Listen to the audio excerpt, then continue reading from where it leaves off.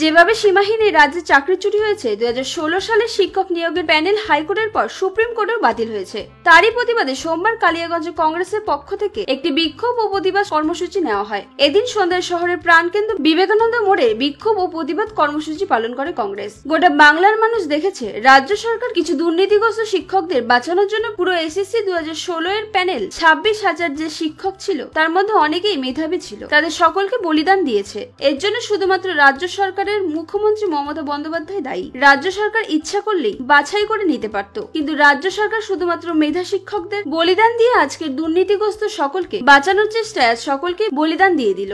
এদিনের কর্মসূচিতে উপস্থিত ছিলেন শহর ও ব্লক কংগ্রেস সভাপতি তুলসী জাসওয়াল, সুজিত দত্ত, শহর ও ব্লক যুব সভাপতি সৌম্য দত্ত ও জপেন দেব শর্মা সহ প্রমুখ। নতুন সাজে সাজতে চলেছে উত্তর পূর্ব ভারতের গুরুত্বপূর্ণ এনজেপি রেল স্টেশন। এর ফলে উচ্ছেদ করা হয়েছে হকারদের। অবিলম্বে তাদের পুনর্বাসন দিয়ে নতুন করে ব্যবসা করার সুযোগ করে দিক রেল দপ্তর। এই দাবিতে সোমবার রেল আধিকারিককে স্মারকলিপি প্রদান করল আইএনটিটিইউসি এনজেপি শাখা।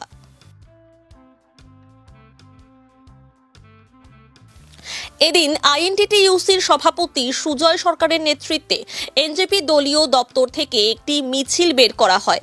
মিছিলে প্রচুর হকার সামিল হন। বিক্ষোভ দেখিয়ে রেলের এডিআরএমকে স্মারকলিপি প্রদান করেন তারা। এই বিষয়ে আইএনটিটিইউসির সভাপতি সুজয় সরকার জানান, উন্নয়নের নামে যেভাবে হকারদের উচ্ছেদ করা হচ্ছে তা কোনোভাবেই মানা হবে না। অবিলম্বে উচ্ছেদ হওয়া হকারদের পুনর্বাসনের ব্যবস্থা করুক রেল দপ্তর, এই দাবি জানান তিনি।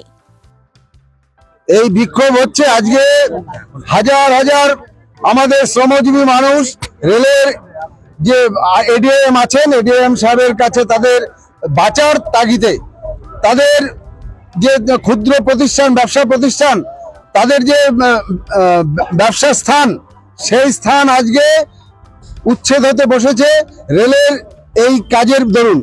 আমাদের বক্তব্য হচ্ছে উন্নয়নের পথে চলুক। উন্নয়নের ক্ষেত্রে 2022 সাল থেকে যে এখানে স্টেশনে নতুন বিল্ডিং তৈরি হচ্ছে, এখানে আমরা আইএনটিটিইউসির পক্ষ থেকে রেলের আধিকারিকদের সাথে সহমতের ভিত্তিতে আমরা সহযোগিতা করে আসছি। কিন্তু আমরা বারবার রেলের কাছে দাবি জানাচ্ছি যে আমরা সহযোগিতা করতে প্রস্তুত, উন্নয়ন আমরা চাই, কিন্তু হাজার হাজার গরিব মানুষকে রাস্তায় বসিয়ে দিয়ে সেই উন্নয়ন আমরা মানি না। এই যে স্ট্রিট হকার আছে কয়েকশো এখানে, যারা কিনা তাদের দোকান করে ছোট ছোট ঘুমটি করে তারা তাদের পরিবার পরিজন নিয়ে ব্যবসা প্রতিষ্ঠান চালিয়ে তারা তাদের জীবিকা নির্বাহ করে, কিন্তু আমরা দেখতে পাচ্ছি দিনের পর দিন তারা ব্যবসা গুটিয়ে বন্ধ করে বসে আছে। রেল কোনো কর্ণপাত করছে না কোনো কথাতেই। আমাদের বক্তব্য হচ্ছে স্ট্রিট হকার যারা আছে, রেলের স্টেশন বিল্ডিং এর পার্শ্বস্থ স্থানে যেখানে খালি জায়গা আছে সেখানে হকার্স জোন করে সেখানে ক্ষুদ্র ব্যবসায়ীদের বসানোর ব্যবস্থা করা হোক। এখানে প্রায় 200-র উপরে দোকান আছে স্ট্রিট হকার। তাছাড়া যে এমনি যে দোকান, যারা 50 বছর থেকে বিভিন্ন দোকান করে তাদের পরিবার পরিজন নিয়ে তারা জীবিকা নির্বাহ করছে, সেই সমস্ত দোকানগুলিতে অনেক স্টাফ আছে।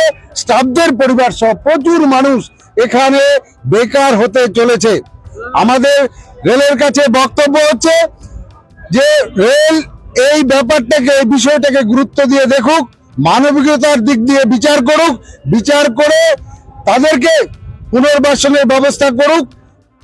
আমরা চাই তারা রেলের যেন রেভিনিউ আসে, রেলকে রেভিনিউ দিয়েই তারা ব্যবসা করতে চায়, রেল সেটা ব্যবস্থা করুক অতি সত্বর।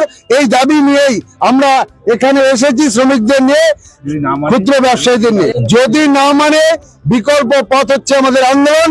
আগামী দিনে আমাদের আন্দোলন আরো বৃহত্তর হবে। আমরা কয়েকবার ডেপুটেশন দিয়েছি, রেল কোনো কথাই কর্ণপাত করছে না। আমরা আগামী দিনে রেল যদি এটার কোনো সমস্যার সমাধান না করে আগামী দিনে এডিএম এর চেম্বারের সামনে এসে আমরা ধর্নায় সামিল হব। আইএনটিটিইউসি কিন্তু এখানে বসে নেই, আমরা কিন্তু রেলের সাথে সহযোগিতা করে যাচ্ছি। রেলের আধিকারিকদের এখনো বলছি, আপনারা ব্যাপারটা সহানুভূতির সঙ্গে দেখুন, গরিব মানুষকে উচ্ছেদ না করে তাদেরকে বিকল্প ব্যবস্থা করুন। তারা রেভিনিউ দিতে রেলকে রাজি আছে।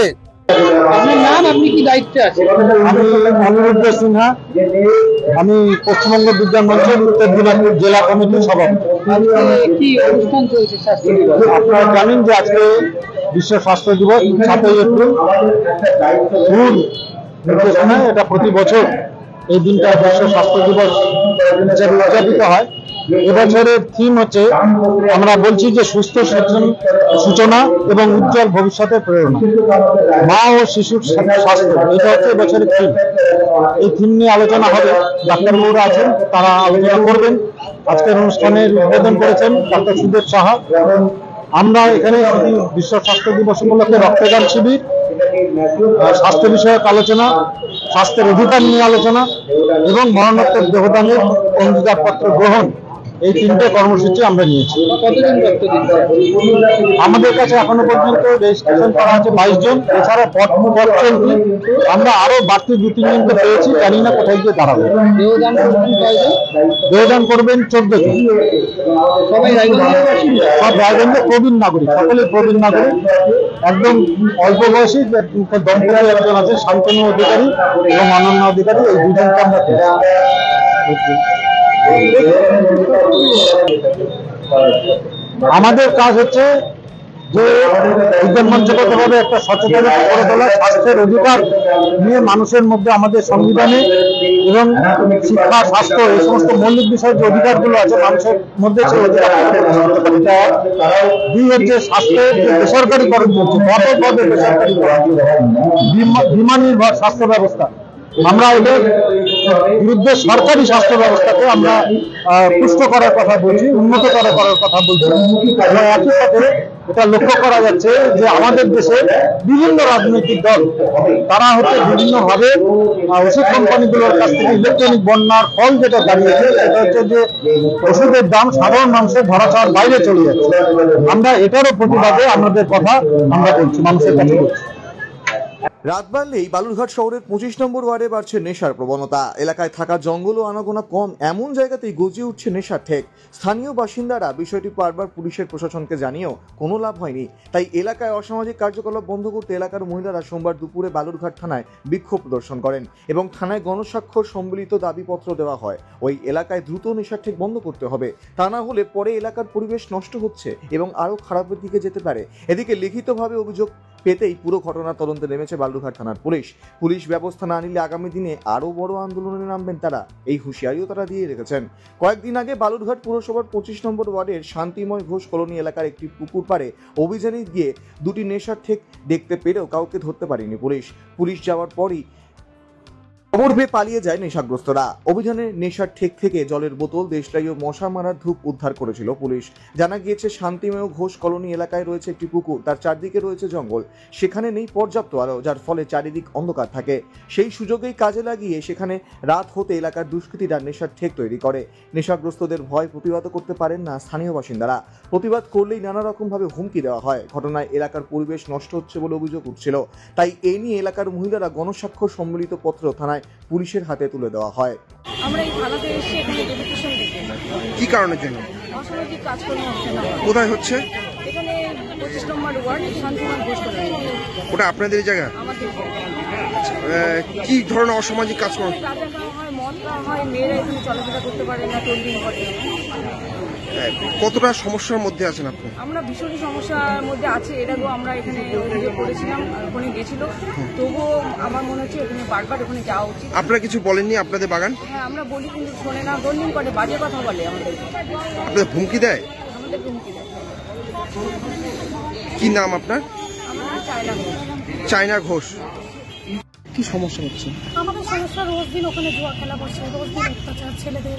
আমরা মেয়েরা সেফটিভাবে থাকতে পারি না, কারণ এটা তো ঠিক না, না এটা একটা বিচার হওয়া চাই। আজ এদের হচ্ছে, কাল আমাদের হবে না, এমন কোনো কথা নেই। কিন্তু রোজ দিন এরকম জুয়া খেলা, তাহলে আমরা হাঁটতে পারি না, রাস্তায় চলাচল করতে পারি না।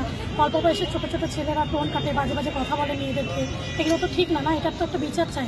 আজকে আমরা বিচারের জন্য এখানে এসেছি। কোথায় এই সমস্যাটা কোথায় হচ্ছে? সমস্যাটা শান্তিময় ঘোষ কলোনি 25 নম্বর।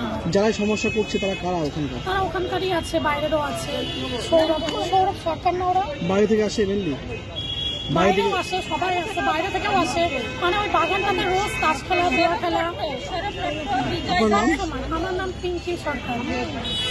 সমস্যা শান্তিবাই ঘোষ কলোনি 25 নম্বর ওয়ার্ড আদিবাসীর বাগান। ওখানে প্রতিদিন রোজ দিন হচ্ছে গাঁজা খাওয়া, মদ খাওয়া, বাজে নেশা করা, মানে নোংরা নোংরা হয়, মেয়েদের নিয়ে যায়। তারপরে ওটা হয়, এখানে থানা থেকে আইসি গেছিল, তাও হচ্ছে শুনেনি কথা। তারপরে প্রত্যেকটা দিন গাঁজা খাওয়া, আমাদের বাড়ির সামনেই বাগান আছে, প্রত্যেকটা দিন গাঁজা খাওয়া, মদ খাওয়া, রাত 12টা একটা কোনো মানে না। আমরা বলতে গেলে মারার হুমকি দেয়, মুখের নোংরা নোংরা ভাষা বলে। কে যারা মারধর করা হুমকি দেয় তারা তারা হচ্ছে বাইরের ছেলে। আমাদের হচ্ছে নামটা কি সৌরভ। তারপরে কি হলো আপনার স্বামীকে? আমার স্বামী যখন আমার বলতে গেছে নোংরা ভাষা বলছে, তখন বাজে 11টা। তখন 11টা বাজে, তখন আমার স্বামী বলছে, ভাই তোরা চলে যা, এত নোংরা ভাষা বলিস না। তখন আমার স্বামীকে তখন পিছন থেকে দুইজন ধরে আসে, পিছন দিক থেকে আসে, আমার স্বামীকে ধরলো, ধরে আজ গাঁজা খাওয়ার কাটনি আর মদের বোতল ওটা ধরে পিছন দিক থেকে পিছনে ওটাতে মারলো। পিছনে তো মাথা দিয়ে রক্ত বাড়াচ্ছিল, তখন আমরা বুঝতে পারিনি। তারপরে আলোতে আসলো, আলোতে আসে দেখি রক্ত বাড়াচ্ছে। তারপরে কি করলো, সবাই মিলে আগায় গেল। তারপরে হাসপাতালে নিয়ে গেলেন? তারপরে হসপিটালে নিয়ে গেলাম। তারপরে কি হলো? এখন কেমন আছে? স্বামীকে ধরে মারছে, টিপে ধরে মারছে, আর দুইজন ঘুষে মারছে। তখন আমি দেখতে পাই, তখন আমার স্বামীকে বাঁচাতে গেলাম। তখন আমি হচ্ছে আমার বাঁচাতে যাই, আমাকে তো ধাক্কা মারলো, আমার মাথাতে ঘুষে মারলো, আমার আপনাকে মারধর করেছে? আমাকেও মারধর করেছে। এখানে কোথায় এসেছেন আপনি আজকে? আমি থানাতে আসছি। কিসের জন্য এসেছেন? এই অভিযোগ জানাতে। কি নাম আপনার?